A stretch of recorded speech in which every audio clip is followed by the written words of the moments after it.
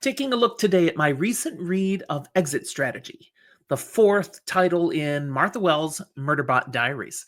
Here's why this is must-read science fiction.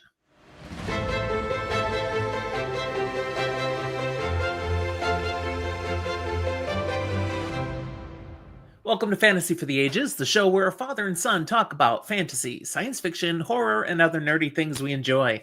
Just Jim, the father, coming at you here today to talk about a book I've recently read. If you enjoy this, and I sure hope you will, be sure to give us a like and subscribe to the channel if you haven't done so yet. Thanks. So this will be a spoiler-light coverage of Exit Strategy by Martha Wells, book 4 in her The Murderbot Diaries series. Way at the end, I'll go full spoil for just a little bit, but I'll give you plenty of warning there. So if you haven't read it yet, everything is safe until I get to that part. But if you haven't read the 3 books in the series before this, you probably want to go watch those episodes, read those books first. Exit Strategy came out in 2018. The genre is science fiction. So why did I read this book? Well, Exit Strategy, while having its own compelling plot, is more grandly the culmination of the first 4 stories in the Murderbot Diaries. These first 4 were all novellas, fairly short, you move right through them quickly. The first one came out in 2017, and then the next 3 all came out in 2018. Boom, boom, boom. So really, you want to go back now and enjoy reading all 4 of these novellas very quickly together.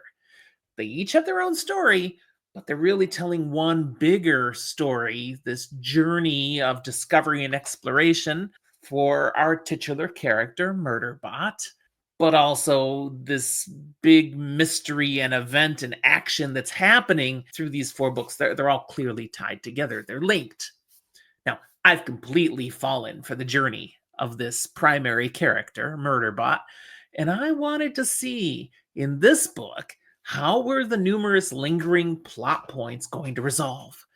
Honestly, I couldn't read this book fast enough. It was so much fun. The setting of this story has Murderbot still out on the lam, incognito, hanging out on one of the many space hubs, passing as an augmented human. While there, information Murderbot accesses leads it to discover something's going on at Great Chris corporate headquarters. And so, of all places, that's where Murderbot is going to go, and that's where the primary action of the story takes place. Various other locations throughout the corporate rim and beyond will also be involved in this story. Chronologically, this novella takes place just a relatively short time after the incredible and massive events of the previous novella. Here's my spoiler-light summary. Murderbot struck a huge blow against the ongoing illegal efforts of the evil Grey Chris Corporation in the previous novella. Unfortunately, there has been some blowback on the humans of preservation, who, Murderbot is finding it does kind of care about. It can't deny. This is the story of Murderbot then going into the heart of Grey Chris corporate headquarters in a bold, shocking, and perhaps desperate attempt to rescue the one single human who has come to mean more to it than any other. Great victories often come with great sacrifice. Will we see a victory in this one? Or how about a great sacrifice? Alas, one must read and find out. But I will tell you, neither Grey Chris Corporation nor Murderbot will ever be the same after the events of this tale. As to plot depth, this book, like the previous novellas in the series, doesn't read as particularly deep, and it's hard to get too deep when it's just novella length. But it's action-packed, it's intense, and it's delightfully full of Murderbot's sarcasm and snarky humor, and I just love that. But there are layers here, as we get to be spectators up close and personal to Murderbot's journey of self-discovery. And it's discovery that humans are not all like the humans that Murderbot spent its entire previous existence around. I appreciate the things Martha Wells is saying about humanity, about identity, about the significance of relationships in the depths of this novella, which is otherwise simply entirely entertaining and a gripping sci-fi suspense tale. As to the characters, Murderbot remains the primary focal character of the story. The entire novella is again told from its point of view, specifically a running narrative for its own records. Murderbot likes to see itself as objective, a sentient machine, but it becomes even more obvious in this book that Murderbot has grown to be so much more. Seeing it deal with feelings is marvelous and hilarious, even as Murderbot pretty much tries to disavow these complicated and uncomfortable things. What Martha Wells has created in this character is simply awesome. An entity that is extremely intelligent about what it knows, completely naive about the things it doesn't know, which, everything else, capable of technological feats that are powerful and potentially terrifying, yet emotionally and socially fragile. These are very relatable things. I've never read a character quite like Murderbot. Contrasted against Murderbot are the humans of the Preservation Alliance, and then pretty much the rest of the humans.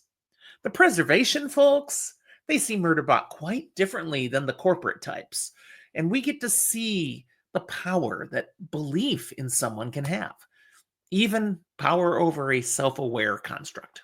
These characters of preservation are still human, or augmented human in one case, with typical issues and imperfections, but I enjoy the deep down core values that drive them to be the good guys, as compared to the evil empire of the Grey Chris Corporation, and the corporate society of which it is a part, and much of the known galaxy is part of.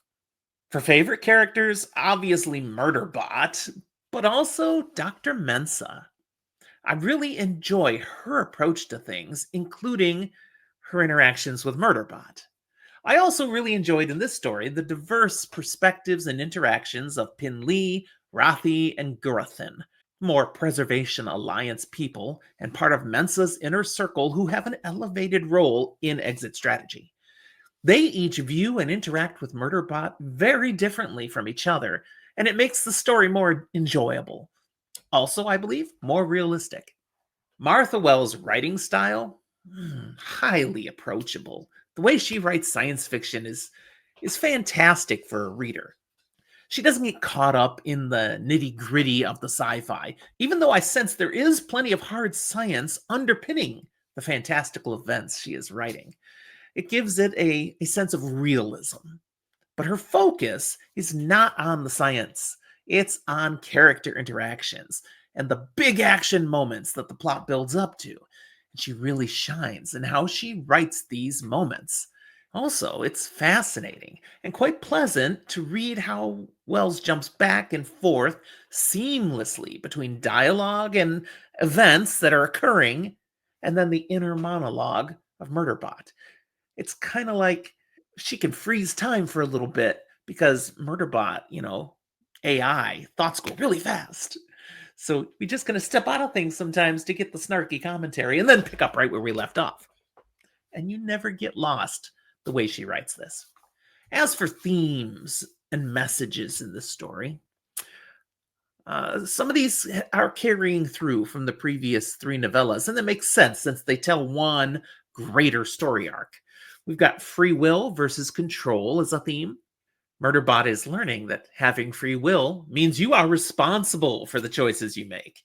And that isn't always as simple or as wonderful as it sounds.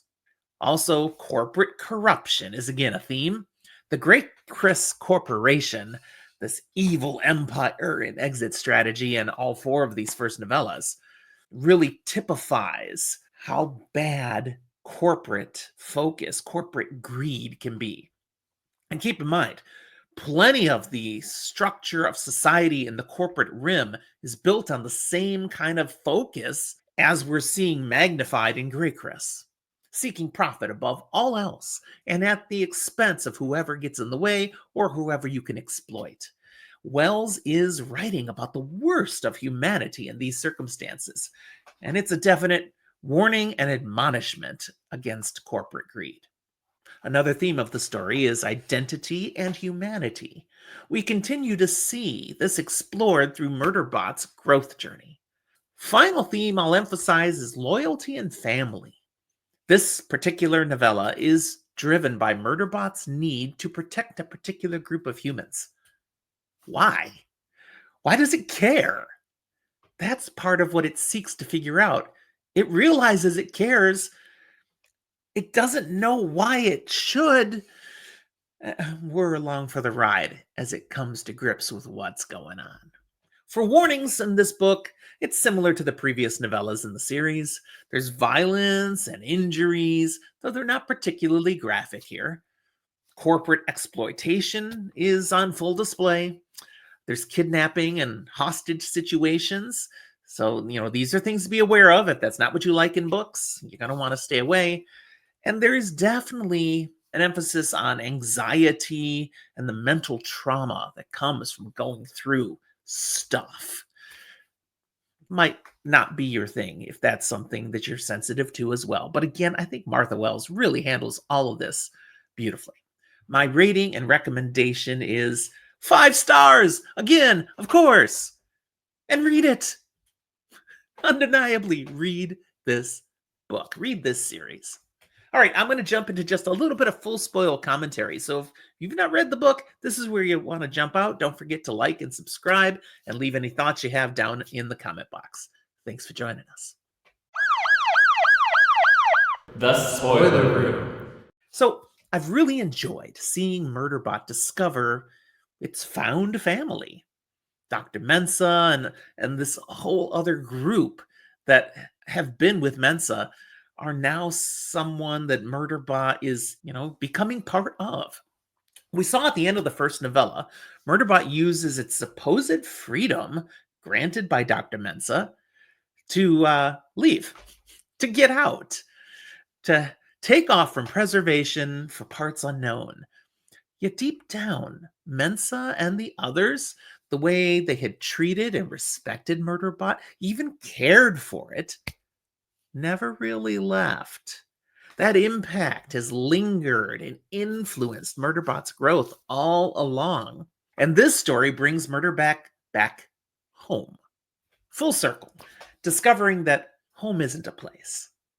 It's the people you care for, the people who care for you. This element of the story is really touching. It's heartwarming, and it's part of what makes this entertaining sci-fi action story something special. When Murderbot, in this story, an exit strategy, tries to sacrifice itself so that Mensa and the others can get away in the shuttle, it's not just an act of logic. That's an act of love. Sacrificial love. The Murderbot would never put it in such terms. Yes, it's also an act at the moment of, I'm tired of these bastards and I'm going to take down as many as possible with me. There is that. But then when the humans refuse to leave and take action to save Murderbot, again, we're seeing love and family. These actions are transformative for Murderbot in ways that we're only starting to see in this book. But thankfully, there are more Murderbot stories ahead. And at this point, I'm almost done with book 5. So I see what this has done to Murderbot, and it's brilliant. All right, that's what I have for you today. Leave any of your thoughts about what I've shared, what you like about this book, what you like about this series, down in the comments. I'll definitely review and respond. Of course, don't spoil what's to come. People who are reading this, watching this, looking at the comments should only have things through this book. Thanks for watching. We'll talk to you next time.